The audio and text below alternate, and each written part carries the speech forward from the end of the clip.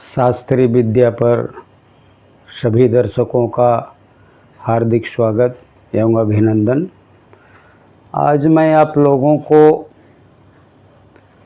तिथियों के अशुभ फल नाशक पदार्थ के बारे में बताऊंगा। बहुत सारी ऐसी तिथियां होती हैं जो कि दोषपूर्ण होती हैं, उसमें यात्रा करना शुभकारी नहीं माना जाता है। ये जो तिथियों के अशुभ फलनाशक पदार्थ हैं, यात्रा से संबंधित है। कहीं जब हम यात्रा करते हैं, अक्सर समाज में कहा जाता है कि आज प्रतिपदा है, पूर्व मत जाओ, या आज चतुर्थी है, इधर मत जाओ, या षष्ठी है, दक्षिण मत जाओ। ऐसा अनेक प्रकार की बातें समाज में होती हैं। हमारा शास्त्र क्या कहता है, इसके बारे में हम आज आपको विधिवत बताऊंगा। और ये वीडियो बहुत लाभप्रद है, क्योंकि हम यात्रा करते ही रहते हैं। बहुत से लोग हमसे दर्शक ये भी पूछते हैं, क्या हमें सिलेंडर लेने जाना है, तिथि देखें क्या, या मार्केट जाना है, तिथि देखें क्या, हमारा काम बिगड़ जाएगा। यहाँ तिथि का उद्देश्य नित्य कार्यों से नहीं है। जब हम यात्रा, कोई धार्मिक यात्राएं या कोई शुभ यात्रा 10 दिन, 5 दिन, 15 दिन की करते हैं, उससे मतलब यहाँ शुभ और अशुभ से रहता है। नित्य कार्यों से शुभ अशुभ से कोई मतलब नहीं होता। इसलिए हम बता रहे हैं, क्योंकि बहुत सारे कमेंट मेरे वीडियो पर ऐसे आते हैं। तो आप जान लीजिए कि ये है यात्रा से संबंधित है, नित्य कार्यों से संबंधित नहीं है। अब ये तिथियों के अशुभ फलनाशक पदार्थ के बारे में ये जो एक श्लोक दिया गया है, ये श्लोक मुहूर्त चिंतामणि का है, यात्रा प्रकरण का। दोहद तिथि क्या है, यहाँ तो मैंने उसका हिंदी में लंबा अर्थ लिख दिया, लेकिन मेन नाम इसका दोहद तिथि है। दोहद तिथि किसे कहते हैं? जो दोष को शांत करने के लिए जो उपाय किया जाता है, उसे हम कहते हैं दोहद तिथि। तो हम जब किसी तिथि में जाते हैं तो अनेक प्रकार के दोष उस तिथियों में कभी कभी पाए जाते हैं। जैसे हम चतुर्थी तिथि में जाते हैं, जो रिक्ता तिथि है। चतुर्थी है, नवमी है, चतुर्दशी है, ये शुभ कार्य के लिए नहीं होती। तो शुभ कार्य के लिए जाएंगे तो इसमें हमें कोई प्रॉब्लम आती है। ऐसे अमावस्या तिथि नहीं होती, शुक्ल पक्ष की प्रतिपदा नहीं होती। ऐसे ही दिशाओं के माध्यम से भी दोषपूर्ण तिथियां हैं। जैसे हम पूर्व दिशा में यात्रा कर रहे हैं तो प्रतिपदा और नवमी तिथि दोषपूर्ण होती है। पश्चिम दिशा में यात्रा कर रहे हैं तो छठी और 14वीं तिथि दोषपूर्ण होती है। उत्तर दिशा में यात्रा कर रहे हैं तो दूसरी और 10वीं तिथि दोषपूर्ण होती है। दक्षिण दिशा में यात्रा कर रहे हैं तो 5वीं और त्रयोदशी तिथियां दोषपूर्ण होती हैं। अब प्रश्न ये उठता है कि सारी तिथि, आधी से ज़्यादा तिथियां दोषपूर्ण ही हैं, तो हम काम अपना कैसे करेंगे, हम यात्रा कैसे करें? इसी के लिए ये वीडियो है कि हमारा ऐसा हम काम करेंगे तो हमारा दोष समाप्त हो जाएगा। अब क्या कहता है ये शास्त्र? आइए हम चलते हैं अपने श्लोक पर। श्लोक को हम पढ़ते हैं और पढ़ करके उसका अर्थ बताएंगे। उससे आप लोगों को विस्तृत रूप से समझ में आ जाएगा कि हम दोषपूर्ण तिथियां रहें तब भी खूब आराम से यात्रा कर सकते हैं, हमें कोई तकलीफ नहीं होगी। क्या बोल रहा है श्लोक? पच्छादितो अर्क दल तंडुल वारिशर्पि श्राणा हविष्यम मपि हेम जलम त्वपूपम भुक्त्वा ब्रजेद रुचकम मम्बुचधेनु मूत्रम यावान्न पायस गुणान श्रीगन्न मुदगान। ये श्लोक हो गया।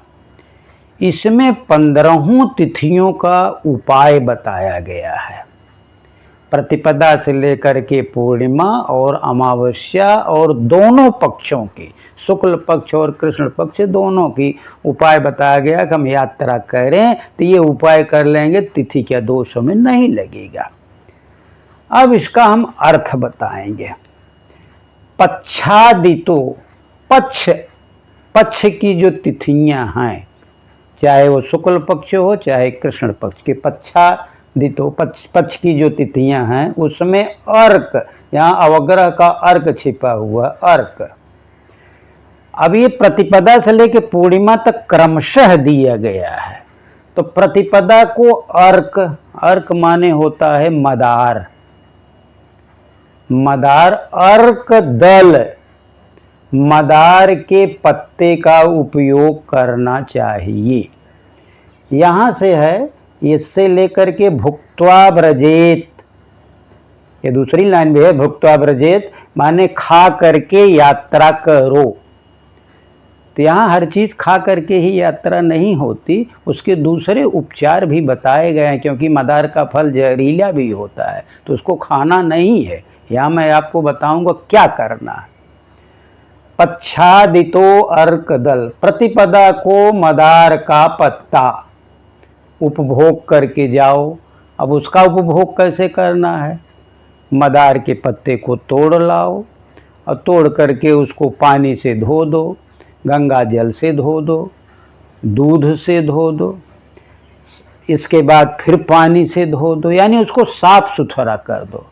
साफ सुथरा करके उस पर जहाँ यात्रा कर रहे हैं या तो यात्रा का नाम लिख दीजिए या तो काम का नाम लिख दीजिए। नहीं कुछ लिखना है तो ऐसे ही पत्ता किसी लाल कपड़े या पीले कपड़े में लपेट करके अपने पॉकेट में या तो अपने बैग में रख लीजिए। उससे प्रतिपदा का दोष समाप्त हो जाता है, ऐसा हमारा शास्त्र कहता है। अब दूसरी तिथि में अर्क दल हो गया। दूसरा है तंडुलवारी, यहाँ से यहाँ तक है तंडुलवारी।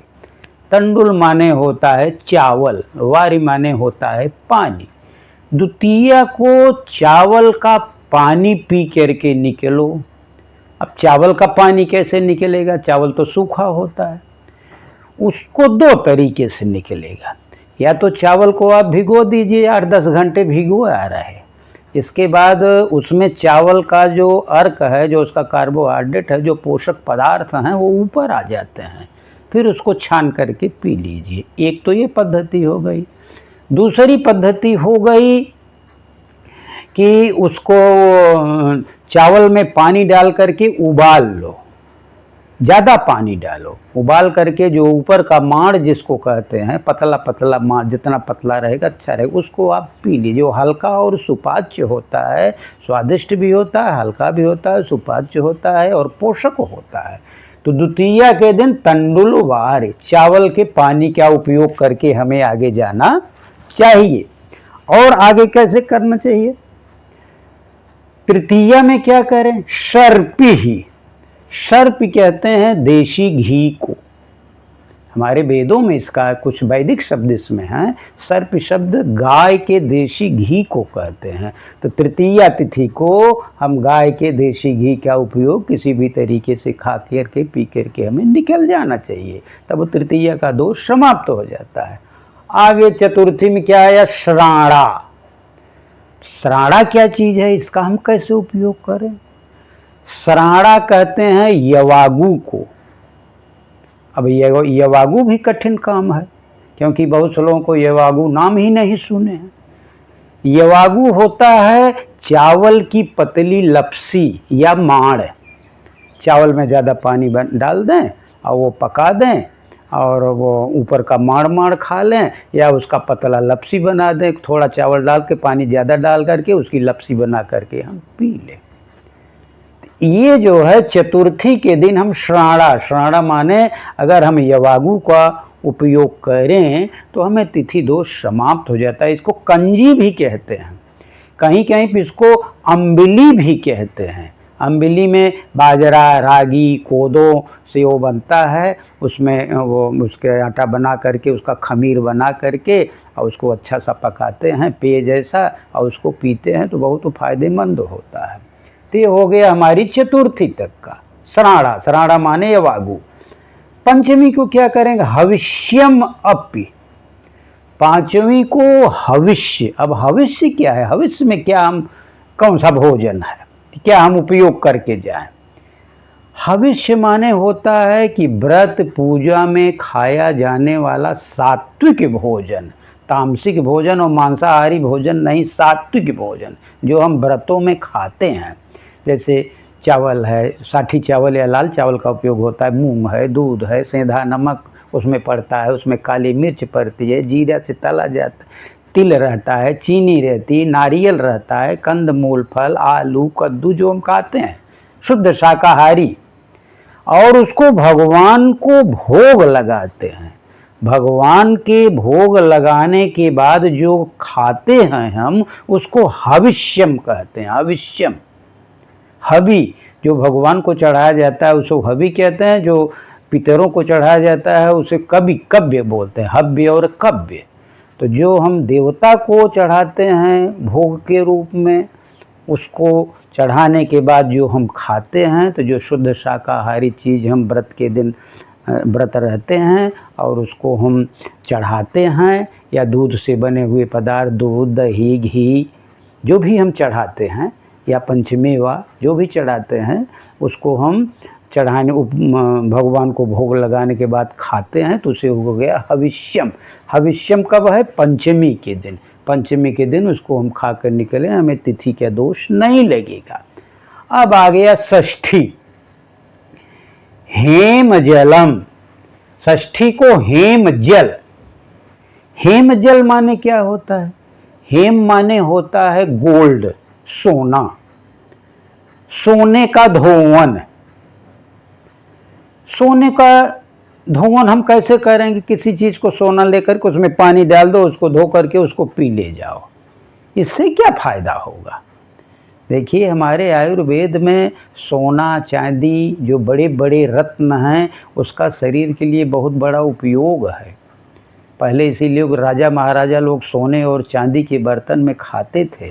सोना और चांदी हमारे शरीर की बड़ी बड़ी व्याधियों को समाप्त करता है आयुर्वेद के हिसाब से, क्योंकि उसी सोने और चांदी का भस्म बनता था। आज तो सोना बहुत महंगा हो गया है, केमिकल की दवाइयाँ मिलती हैं, लेकिन पहले ज़माने में सोने चांदी के बर्तन में खाना खाया जाता था तो कुछ कुछ सोना छूट जाता था, मेरे बॉडी में चला आता था। इसे जैसे लोहे की कढ़ाई में हम खाना खाते हैं तो कुछ लोहा आयरन हमें मिल जाता है, वैसे सोने के बर्तन में खाएं तो कुछ सोना हमें मिल जाता है। तो धो करके हम पानी पिएंगे तो कुछ हमें सोना चला जाएगा, ज़रा जुरा सा हमारे काम भर का हमारा हो जाता है। तो जिस गोल्ड को धो करके यानी सोने का धोवन हमें ग्रहण करके अगर हम ग्रहण करते हैं तो षष्ठी का दोष हमारा समाप्त हो जाता है। अब आ गया सप्तमी। सप्तमी क्या है? तू अपूपम। इसमें दो शब्द है, तू धन अपूपम। तू को वह हो गया है यहाँ गुण स्वर संधि से। अपूप, अपूप माने होता है पुआ, जो घी में बनाया जाता है, घी और आटे से बनता है, उसको पुआ बोलते हैं, और मालपुआ भी उसी क्या रहता है। अगर हम उसको खा के जाएं तो हमारा सप्तमी का दोष समाप्त हो जाता है। अब आया यहाँ है भुक्त्वा व्रजेत, माने खा करके। अभी मैंने पहले ऊपर से बताया था कि इसको खा करके हमें निकलना चाहिए। व्रजेत, यहाँ फिर आया अष्टमी के दिन। अष्टमी के दिन है रुचकम। व्रजेत धन रुचकम हो गया, व्रजेत रुचकम। इसमें दो शब्द मिला हो, व्रजेत धन रुचकम। रुचकम क्या चीज होता है? रुचकम एक प्रकार का जान लो कि वो नींबू होता है जो बीज पूरक होता है, जिसको हम कहते हैं बिजौरा फल। वो बड़ा नींबू होता है। वैसे रुचकम का मतलब होता है जो भूख बढ़ाए, पाचन शक्ति को सुधारे, मुंह का स्वाद अच्छा करे, रुचकम का मतलब होता है बीज पूरक फल। तो जो हमारा बिजौरा का फल होता है, बड़ा बड़ा नींबू होता है, वो खाने में भी स्वादिष्ट होता है और भूख भी बढ़ाता है, पाचन शक्ति को भी सुधारता है। कहते हैं उसको यूज करके अष्टमी के दिन रुचकम, माने अष्टमी के दिन अगर कोई तिथि दोष है तो उसको हमें खा करके यात्रा करनी चाहिए, तो अष्टमी तिथि का दोष खत्म हो जाता है। अब आया नवमी, रुजकम धन अम्बु। अम्बु माने होता है, इसमें दो शब्द पड़ा, तीन शब्द है, ब्रचेत धन रुचकम धन अम्बु। नवमी के दिन क्या करें? अम्बु। अम्बु माने पानी, सादा जल, एक गिलास पी लें, आधी गिलास पी लें, निकल जाए, नवमी का दोष समाप्त। अब आया क्या आया? चधेनु मूत्रम। दसवीं के दिन क्या करें? धेनु मूत्रम, गाय का मूत्र का उपयोग करें। तो उस दसवीं का दोष समाप्त हो जाता है। अब एकादशी दिन क्या करें? यवान, यावान, यव का जो अन्न है, जव का अन्न, जव की हम दलिया खाएं या जव का सत्तू खाएं, इन चीज़ों को अगर हम खाएं तो हमारा जो है 11वीं तिथि का दोष समाप्त होता है। अब आया 12वीं। 12वीं में है पायस। पायस का मतलब होता है खीर, जो दूध और चावल से बनती है। तो अगर हम खीर को खाएं, दूध और मिश्री या शक्कर या गुड़ जो भी भगवान दिए रहे मीठा करने के लिए, तो अगर हम पायस माने अगर हम खीर खाएं तो 12वीं का अगर कोई तिथि दोष है तो समाप्त हो जाता है। अब आया त्रयोदशी। त्रयोदशी में है गुडान। गुडान माने गुड़। हम गुड़ को खा लें तो गुड़ को खा करके यात्रा पे निकल जाएं तो हमारा वो दोष क्षमा। कभी कभी आप लोग देखे होंगे घर में निकलने लगे तो माता जी लाती हैं कि ये गुड़ खा के पानी पी लो, ये शक्कर खा के पानी पी लो, ये दही खा लो, ये थोड़ा खीर खा लो। तो ये सब इसी से मतलब है कि यात्रा में मेरा बच्चा जा रहा है, मेरा हस्बैंड जा रहा है, मेरी पत्नी जा रही है, मेरी बहू जा रही है, इसकी यात्रा मंगलमय हो, इसी के लिए किया गया है। तो गुड़ खा करके अगर हम निकलें तो हमारा ये त्रयोदशी का दोष समाप्त हो जाता है। अगला क्या है? श्रिक। इसमें दो शब्द है, श्रीगन्न मुद्गान। श्रिक धन अन्न मुद्गान। श्रिक माने होता रक्त, खून, रुधिर, ये तीनों सब उसकी पर्यायवाची हैं। लेकिन यहाँ पर रक्त का मतलब अगर खून पीने से नहीं है। यहाँ हमारा शास्त्र किसी प्रकार की हिंसा की बात नहीं करता है, कोई तामसिक भोजन की बात नहीं करता है। यहाँ रक्त का मतलब होता है कि लाल कलर की जो फायदेमंद चीज़ें हैं उसको यूज करके जाए। जैसे केसर को पानी में मिला दो, केसर मिश्रित जल हो गया, ग्रहण कर लो। गिलोय या मजीठ का काढ़ा पी लो जो कि रक्त को शुद्ध करता है। यहाँ रक्त का मतलब है, सिर्फ माने रक्त होता है, रक्त का मतलब रक्त पीने से नहीं है, रक्त को शुद्ध करने से मतलब है। नहीं कुछ मिल रहा है, आप बीट रूट का लाल लाल होता है उसका जूस भी पी सकते हैं। तो अगर श्रिक का प्रयोग करेंगे, रक्त रंग के फायदेमंद चीज़ों का उपयोग करेंगे तो आपकी चतुर्दशी का दोष समाप्त हो जाएगा। अब आ गया पंचदशी। पंचदशी माने अमावस्या पूर्णिमा। अगर उस दिन हमें यात्रा करनी हो, अगर कोई दोष हो तो हमें क्या करना चाहिए? अन्न मुद्गान। अन्न, मुद्ग माने होता है वो मूंग। मूंग और भात खाओ या मूंग की खिचड़ी खाओ। अगर मूंग की खिचड़ी आप खाते हैं तो अमावस्या या पूर्णिमा को कोई यात्रा करते हैं तो इसमें दोष नहीं होगा। तो ये रही हमारी शास्त्रों की बातें, प्रतिपदा से लेकर के पूर्णिमा और अमावस्या तक हम क्या चीज़ खा करके निकलें या यूज करके निकलें। मान लो नहीं मिल रहा है तो उसको हम देख और स्मरण करके निकलें कि हमारी वो यात्रा जो है कुशल मंगल रहे, तिथि दोष हमें न लगे। तो शायद आपको समझ में आ गया होगा। इसी को मैंने एक चार्ट में नीचे बना दिया है कि संस्कृत का अर्थ समझना कठिन होता है, बार बार उसको देखना पड़ता है, भूल जाता है शब्द का।